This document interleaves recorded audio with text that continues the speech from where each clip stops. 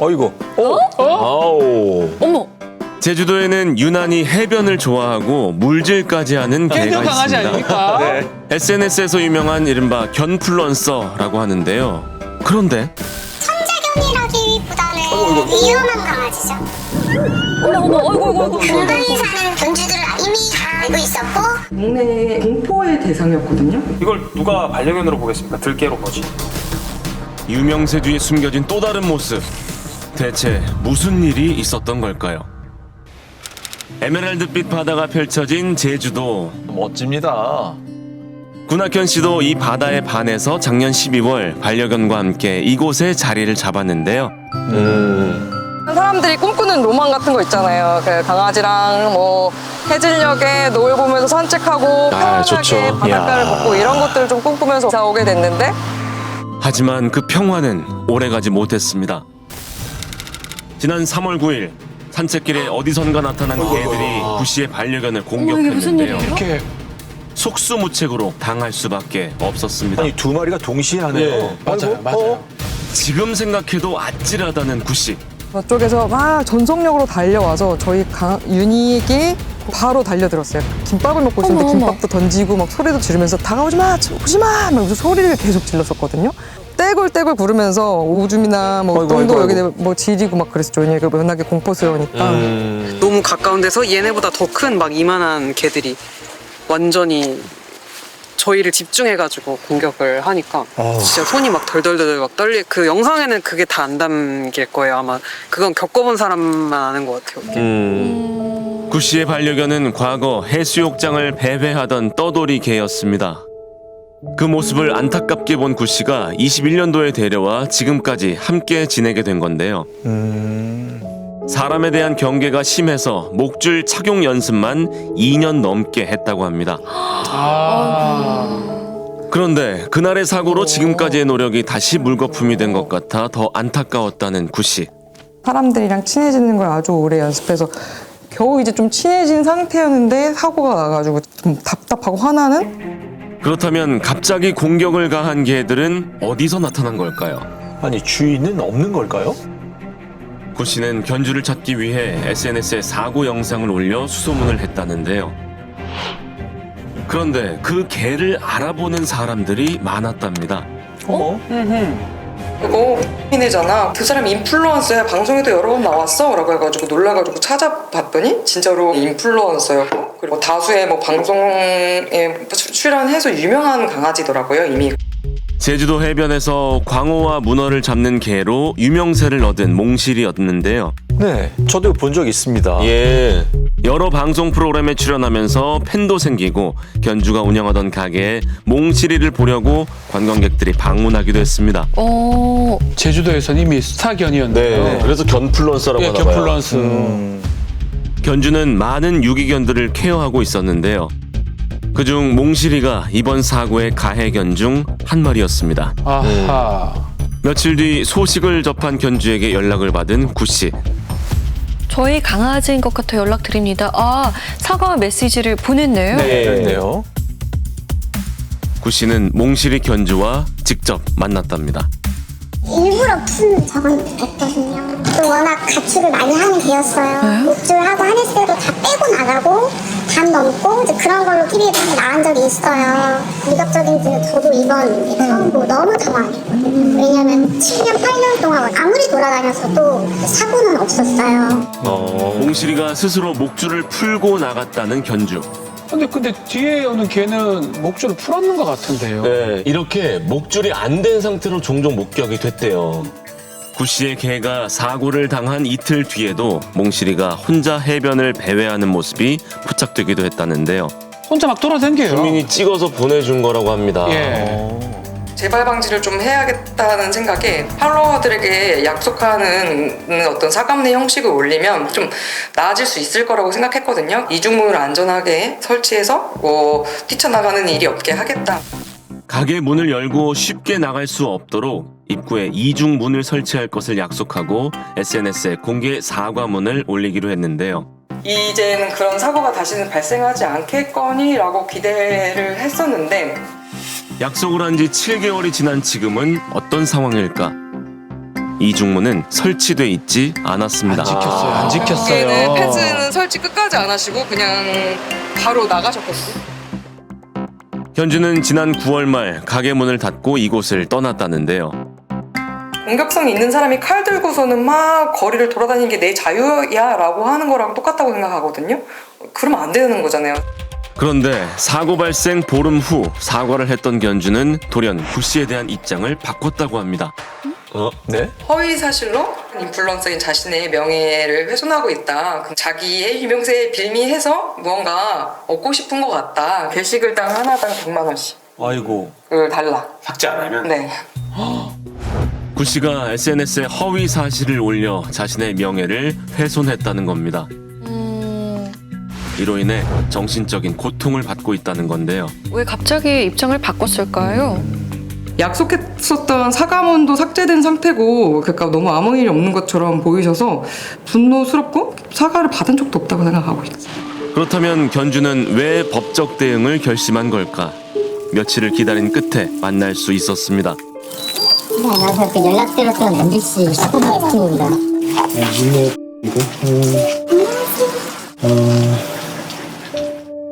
견주는 구씨와 약속했던 이중문에 대해 할 말이 많다고 했습니다. 업체 이런 식으로 강아지 안전문을 좀 야외에 만들어 달라. 이제 의뢰를 드린 중간에 공사까지 좀 시간이 걸리니까 좀 안쪽 내부에 안전문 설치를 해놨어요. 그랬는데 그분께서는 계속해서 비난하는 글을 이미 쓰셨어요. 제 딴에는 이대로는 가게 영업을 못하겠다. 공개 사과문을 올린 이후에도 구씨가 사고 영상을 계속 올렸고 그로 인해 자신을 비난하는 댓글이 거세졌다는데요. 결국 의뢰했던 이중문은 취소하고 가게까지 정리할 수밖에 없었답니다. 그럼 견주가 주장하는 게시물의 허위 사실은 뭐죠? 이제 사과문은 그 다음인 18일 날 이제 올렸는데 사과문을 올린 다음 날 19일에 그분이 병원을 가셨다는 걸 제가 이제 나중에 알게 되었고요. 제가 유일하게 받은 지금 그분이 주장하시는 개물림의 증거가 열흘 뒤 병원에서 결제했다는 결제 승인 내역 그리고 요 사진이었어요. 견주는 일반 개물림 사고와는 다르다라면서 사진을 보여줬대요. 아하. 보통은 상처 부위를 확인을 하면 털을 미세요.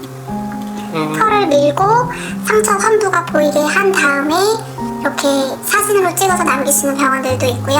즉시 가하는 게 일반적일 텐데 열흘 뒤에 가셨기 때문에 사실이 아닌 일로까지 비난을 받을 필요는 없지 않나. 사고 발생 직후가 아닌 열흘 뒤 병원에 간 게 이해되지 않는다는 견주. 자신의 개들이 위협한 건 맞지만 개 물림 사고는 아니라는 입장인데요. 그날 사고에 대한 양측의 진실 공방은 이어지고 있습니다.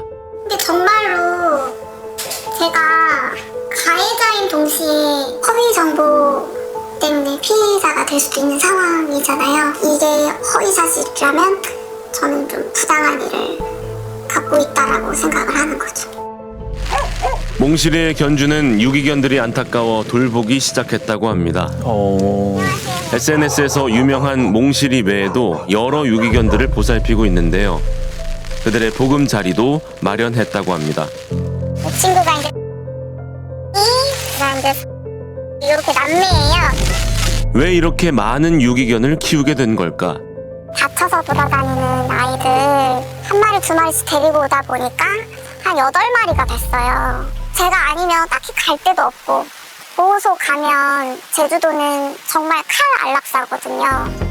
그런데 이 개들 때문에 피해를 입은 주민들이 한둘이 아니랍니다. 그동안 무슨 일이 있었던 걸까? 예전부터 피해가 많았던 것 같은데요. 네.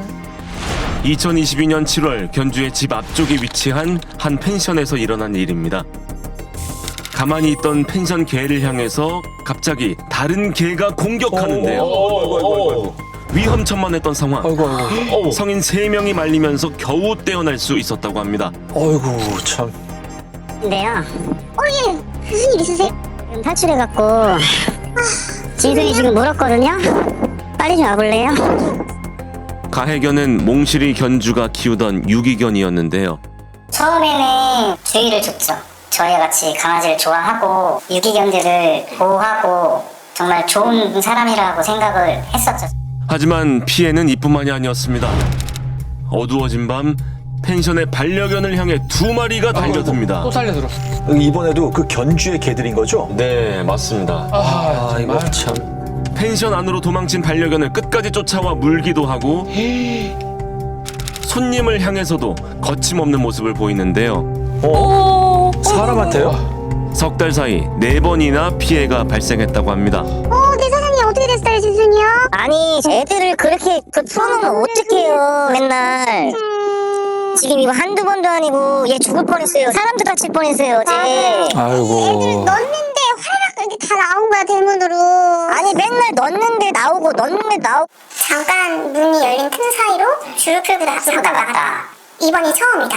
항상 그런 식으로 레퍼토리를 똑같이 하니까 그저 산책할 때마다 불안해서 삼단봉을 샀죠. 3단봉 사고. 반려견의 목과 배, 엉덩이에 난 상처는 깊었다고 하는데요. 지금도 불안해서 산책할 때 호신용품을 가지고 다니신대요. 예, 그래야겠네요. 아, 상처가 큰데요. 아직까지 흉이 많이 남아서 화가 나죠. 전문가는 일반 개물림 사고와는 다른 점이 있다고 합니다.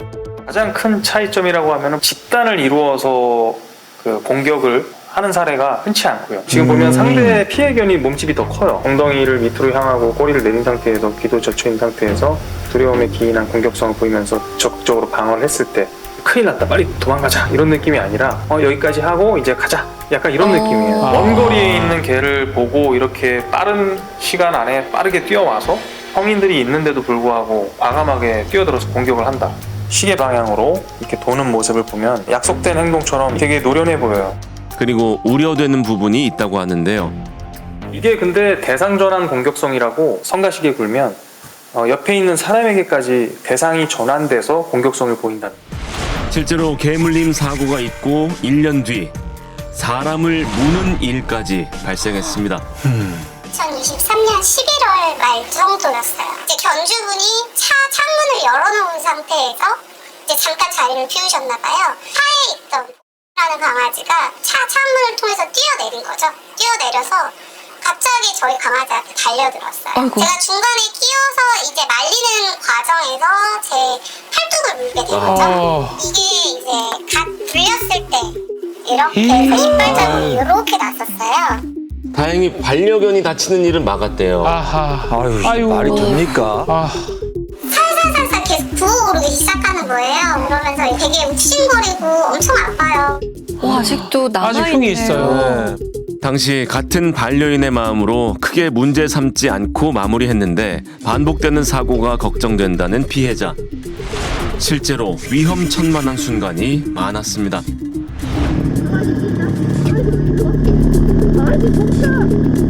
차도로 뛰어들면 정말 위험한데요. 어머. 이빨을 완전히 드러내고 으르렁거리고 짖으면서 위협하듯이 달려들었고 제가 여기서 갑자기 핸들을 꺾거나 제동을 하면은 아무래도 큰일이 생기겠다라는 생각이 들었어요. 그렇죠. 주변에서 수차례 목줄 미착용으로 신고했지만 피해는 계속됐다는데요. 반드시 외출 시에는 목줄을 착용하도록 되어 있습니다. 법에서는 외출 시라는 단어가 딱 적혀져 있습니다. 외출을 하지 않은 상태에서 만약에 아이가 빠져나갔다. 그러면은 그 부분에 대해서 목줄 미착용을 적용해야 될 것이냐? 그럼 사실 또 그 부분은 약간 논쟁의 여지가 있는 부분이거든요. 이제 사실 그것도 법의 사각지대 중에 하나거든요. 제작진이 파악한 피해만 20여 건. 그렇다 보니 주민들 사이에선 예전부터 유명했다고 합니다. 당근마켓이라고 치면 글이 많이 올라온대요. 차 쫓는다 뭐 지금 얘 걔 주인 찾는다 걔 주인 있는 거냐. 아이고. 몽실을 찾습니다. 견주가 찾아 나선 적도 있네요. 그리고 그때 20년도 보면 목줄에 저 집 알아서 찾아가요 이렇게 써놨어요. 그러니까 아예 그냥 걔를 진짜 너무 싫어. 근데 그분은 보호를 하지 않는 것과 동시에 남을 공격하는 걸 방치하는 거죠. 견주는 지난 일들에 대해 잘못을 인정했는데요. 유기견을 키우다 보니 어려운 점이 있다고 하소연도 했습니다. 아무래도 강아지들이 좀 유기견 출신이다 보니까 조금 더 아이들이 자꾸 밖으로 나가려고 하는 습성이 있어서 100번 중에 99번을 막아도 그 단 한 번을 또 막지 못해서 그러니까 모든 이 궁리를 하는 아이들을 다 막지는 못했어요, 사실. 견주는 지난 9월 말 가게를 정리하고 다른 동네로 이사를 했습니다. 하지만 이곳에서도 우려되는 모습이 포착됐는데요. 여기에서도요? 아이고. 한밤중에 목줄이 풀린 채 유유히 돌아다니는 개 2마리, 몽실이와 그리고 같이 지내는 유기견입니다. 또 나왔어. 아이고. 또 나왔어요. 주민들은 걱정이 많았는데요. 3주 전인가 인스타에서 봤었어요. 어떤 사람이 인스타에 걔네가 여기 들어와서 비상이라는 식으로 올라온 게 하나가 있었어요. 근데 이 동네라고는 생각을 못했었죠. 산책 도중 쫓아오던 개들을 피해 도망을 간 적도 있다고 합니다. 아이고. 산책하는데 그 두 마리가 막 쫓아오더라고요. 몰면서 쫓아오더래요. 막 이렇게 막 쫓아와가지고 막 뒤로 다시 온 길을 다시 막 도망갔어요. 그 정도도 있는데 10분도 넘게 떴을 거예요, 제가. 아이고. 그날 놀란 마음에 외출할 때 호신용품을 꼭 챙겨 나간대요. 네. 아유. 하는 거고. 이거는 여기다 다 스프레이예요. 프로가 있어서 얘네가 갖고 다녀요. 피해자들은 견주에게 전하고 싶은 말이 있다는데요. 걔가 나쁘겠어요. 걔를 어떻게 관리를 하고 다루느냐 이건 사람의 문제인데 그렇게 유기견을 케어를 하고 하는 거는 뭐 좋지만 다른 사람들한테 피해가 가지 않는 선에서 했으면 좋겠다. 실수라는 거 없어요. 걔네들이 탈출하는 거 모든 거는 그분이 해야지 걔네들의 핑계를 두면 안 된다는 거죠. 이 문제를 어떻게 해결할 수 있을까? 탈출을 할 수 있는 걸 차단을 하는 게 보호자의 의무죠. 지금은 개체 수도 많고 개들 집단의 행동이 선 넘는 행동들을 많이 하고 있어서 내 개가 타인에게 공격을 가해서 신고가 들어오면 기질평가를 받아야 돼요. 지금이라도 늦지 않았으니까 그 현지에 있는 전문가에게 좀 밀도 있는 상담을 받아보시고 각 개체별로 그 기질과 성향에 맞게끔 좀 교육을 해줘야겠죠. 좋은 마음으로 유기견 보호를 시작한 만큼 다른 피해가 발생하지 않도록 견주는 노력하고 있다고 합니다. 여기는 이제 강아지들 펜스를 해놨잖아요. 이 친구들은 이제 펜스를 못 넣어봐요. 그 외에 정말 사고를 많이 치는 이제 그 친구들은 이제 다 문도 잠그고 그다음 외출을 하거나 이제 아니면 강아지들하고 같이 있거나 끝까지 책임지고 케어를 하려고 해요.